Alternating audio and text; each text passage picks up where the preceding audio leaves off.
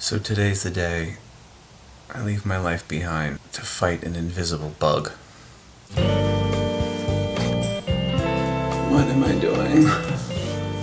They asked if I could start tonight, so I've had basically 24 hours to pack everything and get ready to go move into a hotel for a couple of months. It's kind of all hitting me right now. What the hell am I doing? My mom says don't do it. Friends, for the most part, say don't do it. My sister begged me not to do it. So I'm doing it. It's 7 o'clock every night. Everybody in the neighborhood cheers medical people.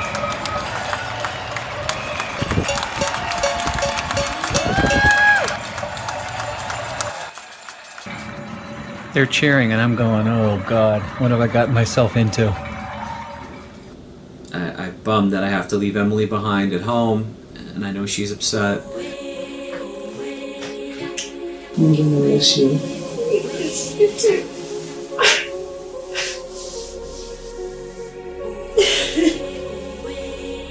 I'm so proud of you.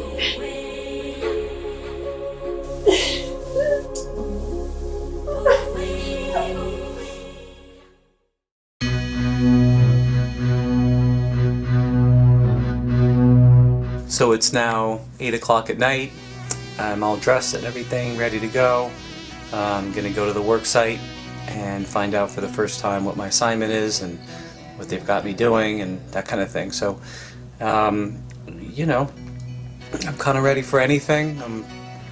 I've been prepared that this is going to be a serious situation. Hopefully it's manageable. Hopefully it's manageable.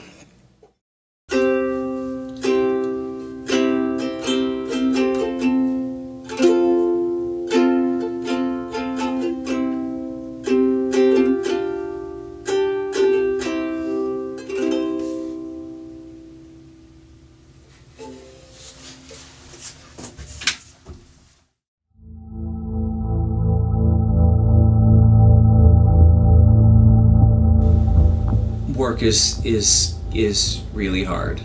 Patients are suffering, providers are suffering. One of the EMTs has only been on the job about 3 months, was put right into a unit that in the last 45 days has pronounced 1,400 deaths. Some of them die while you're doing CPR, which I've had. Some of them die on the way to the hospital, which I've had. Some of them are dead when you get there, which I've had. And this young man who's new on the job and all of a sudden pronouncing 3 deaths an hour this past week took his own life. We said a little prayer for him last night. I mean, this is week 1. I can only imagine if all of this has happened in a week, what more is coming.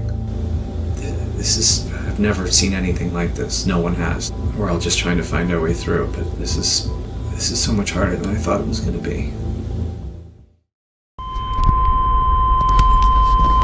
60 show, Falcon Square 45 medic 1.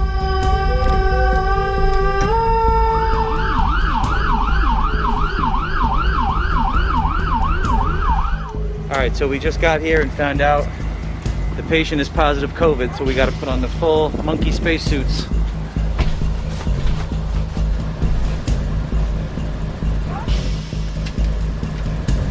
Alright, here we go.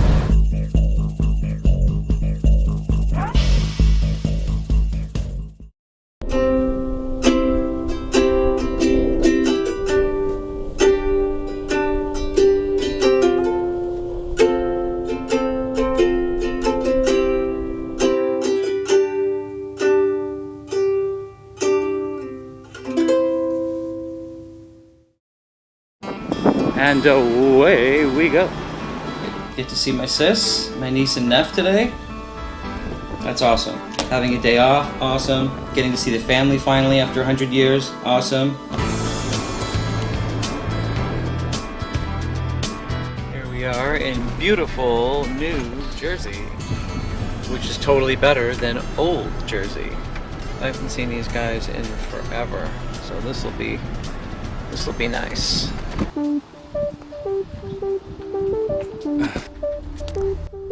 Alright, they told me they'd meet in the window. So So here's everybody here.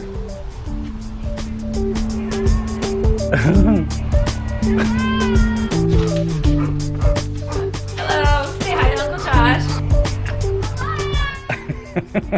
I can't hear anything anyone's saying, so they have pens and paper, and they're making signs.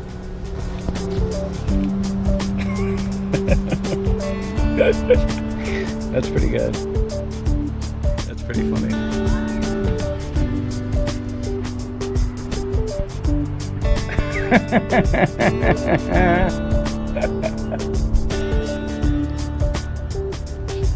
Ah, Molly.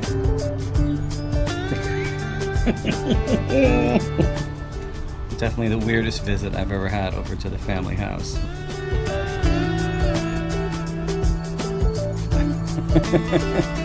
Let's try and decipher. Maybe we could play charades. Okay, he's running. He's running. Yeah, gonna push the button and go down. Yeah, see? Oh, moonwalk? Moonwalk. Oh, moonwalk. Very fancy. This is a very socially distanced meeting here. He says, I want to hang out, but I can't.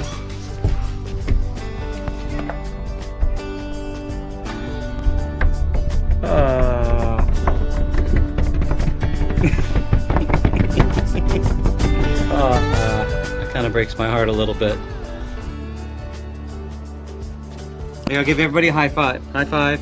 High five. High five. High five. High five. High five. That's all I can do. All right. It's better than no visit at all. That's what you call a COVID visit. A co-visit. Better than nothing. You are like right there. You're on the front line. I appreciate everything that you do. In the elevators, on the street, I'm running into lots of other providers. Brother, How's you have a things? good day? When I see them on a street corner or in the elevator, I always chat with them briefly. This pandemic is so bad, but then it makes you to assess life on a whole. There's going to be a ton of life change from this. Yeah, when you look at frontline workers, it makes me feel very proud. When you help someone else, your soul gets moved. A lady, she was in a coma for a month. One nurse came in and the nurse sat beside her on the bed and the nurse was rubbing her head and talking to her, and she said she held on to all those comforting words, and that's what brought her back. I will never forget that story. Touching of another human being. And that's what this pandemic is really affecting humanity. Yeah, because we don't have that human touch. One day I broke down and I cried so hard. It was just so overwhelming. There's so much person suffering and you could do so much and no more.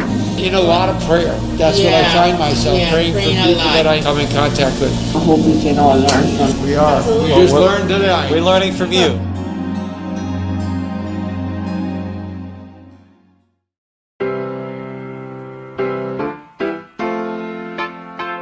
It's been now just over 2 weeks. You know, this virus is a terrible thing, but it also brings out the best in people. Seeing people come together to support each other, to support patients, to support the city, brings out the best in who we are as a country and as a city. And that's really wonderful to see. This is something that we will beat, and we will get life back on track. And I think that it's important not to miss that.